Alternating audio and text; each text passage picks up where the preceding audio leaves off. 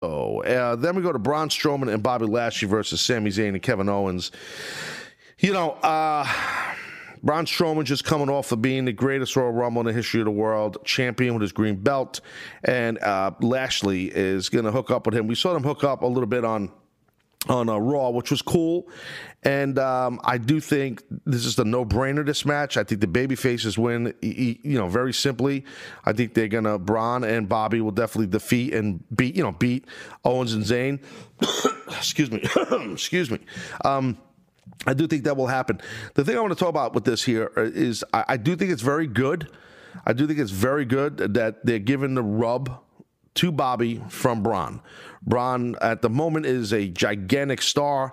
Bobby Lashley's still on the come up, and he is, he's just getting his sea legs under him with this new WWE Universe fan base. A lot of the younger folks might not even know that he was in WWE before. I'm sure they go on the internet and check, but when they initially saw him, they were like, wow, who's this, big jacked up guy who's a monster, So I do think that that's why I've been kind of critical of WWE a little bit on the way they've been treating Bobby, because I do think Bobby has the goods to really go to an ultra high level, because he does bring us a special type of intensity.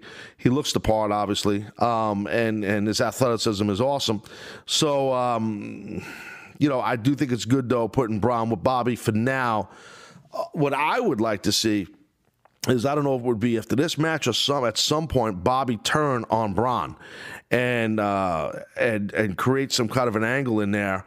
Because if anybody can utilize their power and match power with Braun, it's Bobby.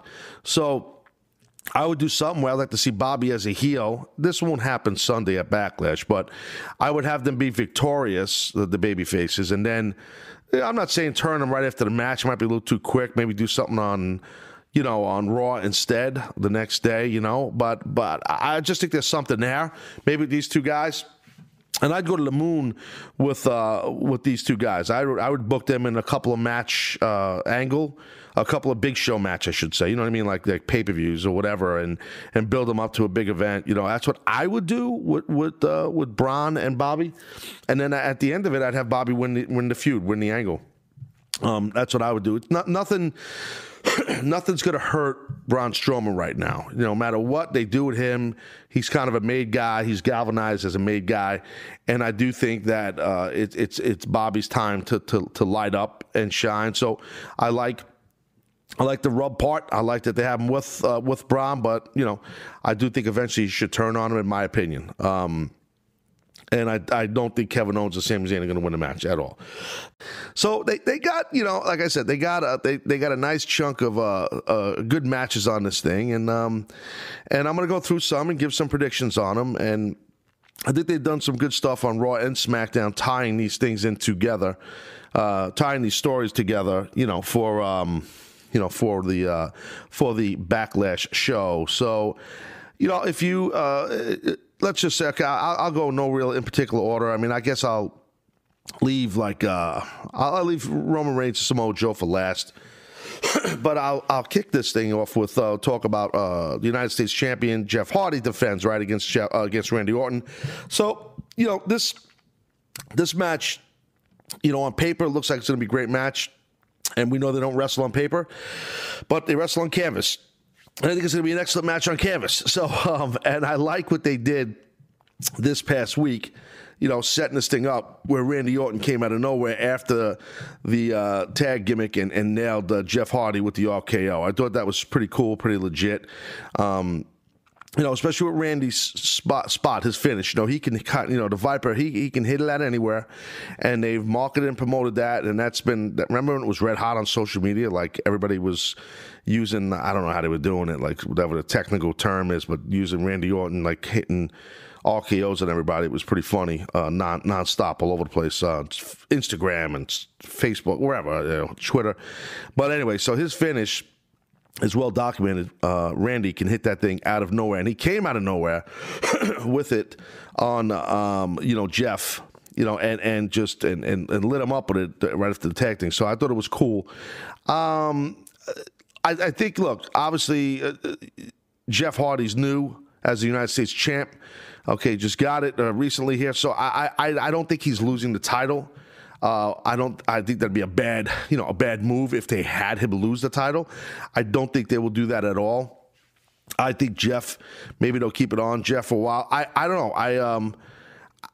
I don't think he'll have it for ultra long. I don't think Randy's, defeating him for it. So I just feel like Randy's gonna, put up obviously an awesome match and an awesome fight. They'll do maybe some sort of fugazi finish, some kind of shady finish to protect Randy, because they do try to, protect Randy, and rightfully so. I mean, he's earned that, and he's made the company a lot of money, and he's been a very big draw, obviously. So. He's a very big star, and he's earned that. So you got to take care of the guys and girls like that. So I do think that Jeff Hardy will retain the title. I do think it's going to be a hell of a match for sure. I do think so. Daniel Bryan, Big Cass. So interesting. I was on WWE.com early today, and I was looking. So if you get a chance, you look at. There's a picture of Big Cass and Daniel Bryan. Next to each other, it's not Photoshop, but it's like a photo of each of them next to each other, like they do. They make a graphic, and these two guys are going to fight each other. So it's Daniel Bryan versus Big Cass at on Sunday at Backlash. And excuse me, this is how my crazy mind thinks. As soon as I look at the photo, I'm like, okay. Not only is Daniel Bryan in the forefront in the photo, and they photoshopped or put the photo of Big Cass behind Daniel Bryan, but they're the exact same height. So if you didn't know how tall Cass was or how tall Daniel Bryan was, you would look at this photo from the upper torso to their head and think they're the same height. So right there in my crazy vertically challenged pro wrestler paranoia mind, my first thought was, oh, wow, there's one for the non-tall guys, and guess who's going over? Daniel Bryan. So I didn't need the picture to show me that, because I had a feeling Daniel Bryan's going to definitely win the match. Big Cass is not. But I found it funny that they did that when you look at the I'm trying to get on there now, but my internet just froze up. If you check it out, I'm 99.9% sure I'm right here.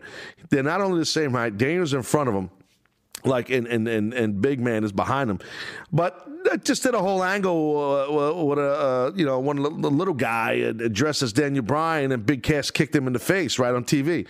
So it's like they're doing a thing where he's like, little man, Big Cass with that tired thing that WWE does where they're obsessed with tall guys. So they're still running that game. You would think that in the photo they would have Daniel be shorter because he legitimately is shorter than the guy, and Big Cass is Big Cass, make him look big. If I was Big Cass and I saw this photo, to be frank, I'd be pissed. I'd be like, yo, what is up here? What is up? I'm supposed to be this next giant guy. We're doing an angle where I'm making fun of the guy's height or lack thereof, and then you do a photo, we're the same height. Oh, man, it's just funny. It's funny. But anyway, I don't think anybody else noticed this. I'm not bragging. I just think that's just how wrestlers under 6 feet think that wrestled in the 90s to the early 2000s. But I digress. SmackDown Women's Championship, right? So you're going to have Carmella, she's going to she's going to defend her title against Charlotte Flair, where Charlotte tries to get back her title.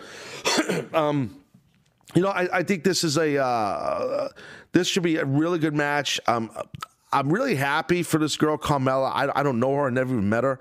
But, I'm a fan of her work, and I think she's come leaps and bounds athletically and physically and psychologically as an in-ring wrestler, and she's really got to a really nice high level for herself, and congrats to her as a SmackDown Women's Champion. I mean, that's the penultimate, right? So that's huge. I don't think she loses. I don't think you can beat Carmella. You got to have her retain her title. You did this deal where she cashed this thing in. She held the Money in the Bank, Carmella did, for a long time. And then they did a great angle when they finally did the payoff and had Carmella, grab the title, get the title, I should say. I don't think you take it off her now. It's too early. She needs the title where Charlotte doesn't. Charlotte doesn't need a title whatsoever. She just doesn't. I mean, she's over and made. I think you got to definitely keep it on Carmella because she needs the title. And a lot of you guys and girls.